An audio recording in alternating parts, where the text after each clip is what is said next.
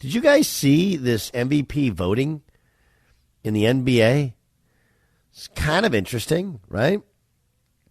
Here's the full voting results, which is Joel Embiid got 73 first-place votes. Jokic got 15. Giannis got 12. Joel Embiid got 25 second-place votes, 2 third-place votes. So there's 100 voters. Everyone voted for him, first, second, and 2 voted him third. Jokic, 100 voters, 15, 52, 32. Wait, that's 99. Giannis, 12 first-place votes, 23 second-place votes, right? That's 35. And then 65 third-place votes. So Jason Tatum got one third-place vote.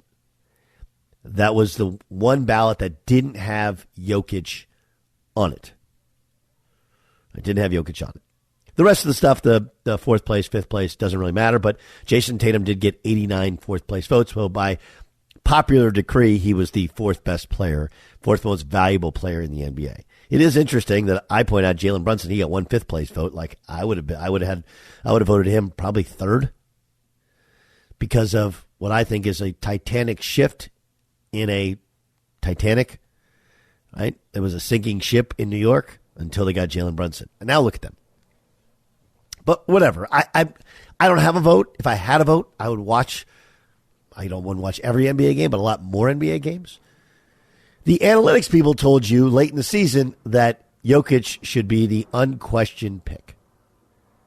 And when that came out, that was when Kendrick Perkins, did I wonder what they have in common. Jokic has in common with Steve Nash, who won the NBA's MVP. If you look at Vegas, you just take Vegas, at the time of that remark, Jokic was the odds-on favorite to win the MVP. After that remark, it dramatically changed. Is it fair that people paid closer attention to his defense? Sure. Is it fair that Joel Embiid had that one incredible game against the Celtics where he had half their points? Sure. It should be pointed out that shortly thereafter he was supposed to play a rematch against Jokic in Denver, and he sat that game. But, look, we're kind of splitting hairs. I mean, I thought Embiid should have won it last year. He ends up winning it this year. I'm sure there's some level of voter fatigue where, Larry Bird won it 3 times in a row. Outside of that, we're not going to give it to Jokic, much like somebody has to be the guy that doesn't vote Derek Jeter in first ballot Hall of Famer, so it's not unanimous. But I heard this on the Dan Patrick Show earlier today, and I thought it was a great point. Like, we have reached the point where diversity of thought, okay? We say we want somebody's opinion, but we really don't. Mike Brown was the unanimous Coach of the Year. Unanimous.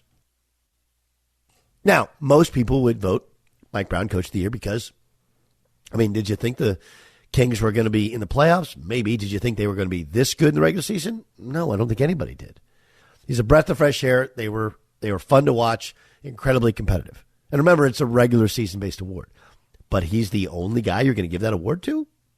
Really? Nobody else got a first-place vote? Nobody?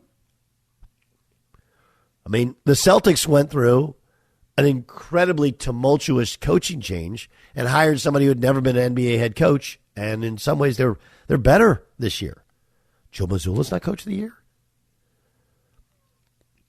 I don't know. You could make the case for the Oklahoma City Thunder, who everybody thought was tanking, got their way into the play-in game. Again, the Kings are reasonable. Mike Malone couldn't get it. But that's where we are.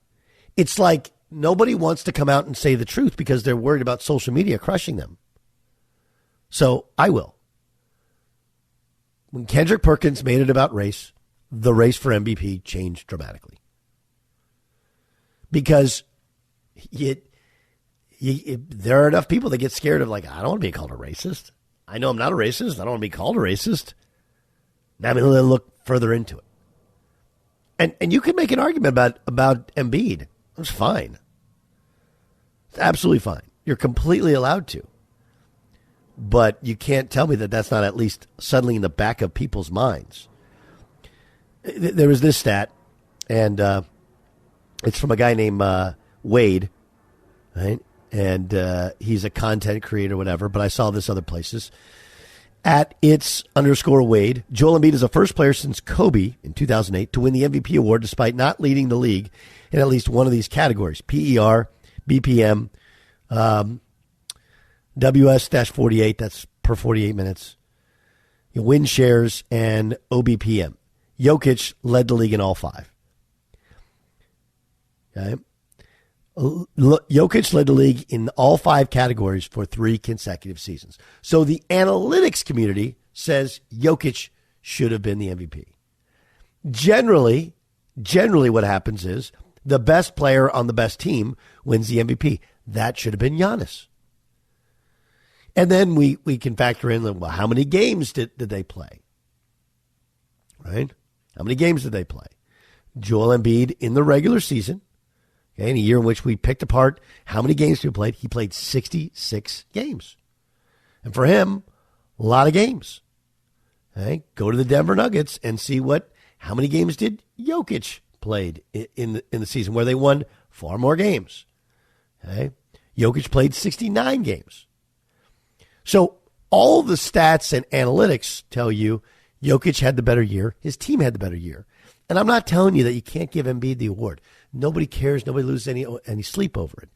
I'm telling you that the poison of it is the idea that suddenly now you have to worry about who you vote for because social media is going to call you potentially a racist. If you just vote your conscience, you're like, look, analytics is already like a bad word. I mean, did you guys see hey, do you have that clip, Jay Stu, of Channing Frye and who was it? Tyrese Halliburton? Yeah. It's from the Twitter NBA Live. I guess they do like kind of a Manning cast live reactive thing. Channing Frye, Halliburton, and Taylor Rooks. Okay, so this is the last shot. Correct. That was taken by Jordan Poole. Take a listen to their reaction. He's got to get off it, though. He's got to get off it. Anybody else? What? Oh, my God. He can't be Ain't serious. no way. Taylor, what's wrong with that shot, guys? What's wrong with that shot? Hold on now. Can I see it again? Who's Can I see taking this it? clip? It's Where did he take that from? What do you want to do? Take a dribble? Dog, just 10 seconds left in the game. But what if you're not going to get a better shot than that? You Look gonna at be this. Look at this. no contest? Look at this. I'm sorry. I'm cool if I'm going Where stage. he's shooting where Darvin Ham is. Get off the Henny. I cannot. No way. Guys, come no way. I mean, Jose. sick if they lose this one, which They're going to. You know what that is? That's analytics. You think because he You don't can like shoot that shot? Not one bit. He don't I'm like not that mad. shot. yeah. Look Well, I at mean, him. Jordan was like, I had the high hand, I was having a good game. I'm not at that shot. He's wide open. Okay, so one's an NBA player, one is a host of football and basketball shows in Taylor Rooks, and she just said he had the hot hand. He had 6 threes in the game. So I don't. This is one of those. It's a open forum discussion, but as a host, and this is not just Taylor Rooks. It's Ernie. It's Greeny. Like their opinion, honestly, doesn't matter. They're just fans. Okay, they're just direct. But Channing Frye throws out, that's analytics. Actually, probably is analytics. In terms of the space between he and a defender, okay, what he shoots from the floor, the likelihood of a better shot later in the shot clock, but the potential that they foul because it's, under 10 seconds to go, down 3. Taylor Rooks is like, well, they lose this game, which they're going to lose, I'll be sick. Like, they were down 3. It takes a made 3-point shot. It's not like he had a breakaway layup with them up 2 points and he choked the breakaway layup and the other team came down and hit a miracle 3. Then you'd be sick over it. Her commentary makes 0 sense. Channing Frye is just throwing out analytics. I think here's what I think happened. There's a little bit of voter fatigue, a little bit of, let's be honest, Jokic plays in Denver. And so when people pay closer attention to Denver than they had previously, and you had people, who want to support their guy tweeting out like, he didn't play well defensively in this player that, okay, it happens. It happens. There are plays when Joel Embiid just like falls down. The game that he got hurt his knee and he fell down like 5 times. They're great players. JC, you can tell me if I'm wrong. I feel like he got hit, Jokic did, by 4 things. His team hasn't won a championship. The voter fatigue of having won 2 in a row. The anti-analytics push. And Kendrick Perkins basically saying the only reason he won it the last 2 years is because he's white. Yeah, I think all that's fair. I get the kind of the voter fatigue thing, but the alarming thing is the 13 first place votes, and then one person just didn't vote for him at all. I was listening to Cowherd earlier, and he said this is more a vote against Jokic than it is for Embiid.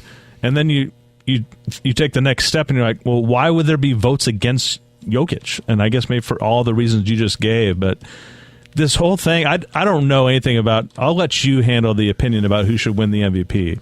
But the best player in the league, votes, by the way, the last month and a half of the season was Kawhi Leonard. Just so aware. Now, I didn't play enough games, right? And in the future, probably won't ever be eligible with the new rules. But I mean, Kawhi Leonard was the best player in the league at the end of the year. 0 votes because it doesn't matter to him. And I don't think it matters to most people. By the way, Luka got 2 fourth place votes, 4 fifth place votes. I love Luka. He did not have, by anyone's estimation, a year worthy of being an MVP. He was not the 4th or the 5th best. You should lose your vote if you vote for Luka this year. And I love Luka, but that team fell completely apart. It's not all his fault, but on some level, when you're the best player, you dominate the ball, it's your level of responsibility. Is that fair? Yep. They didn't if your team doesn't make the play-in tournament, you can't be in the MVP discussion. Can't be in the MVP discussion. Period. Ja Morant, by the way, got a 5th place vote. Like, really? What are we doing? So whereas the record for the Grizzlies was better without Ja, I think they're much better with him, obviously. But the idea that he's the 5th best player in the NBA this season, when he missed a good portion of the season because he's waving a gun around, like what are we actually doing? And maybe this is me paying closer attention to the MVP voting than I ever have previously, but really, really silly results. And then I also think that because Denver hasn't won in the playoffs, it's like, well, how good is he really? And now Embiid will have that sort of spotlight tonight when he plays coming off of an injury.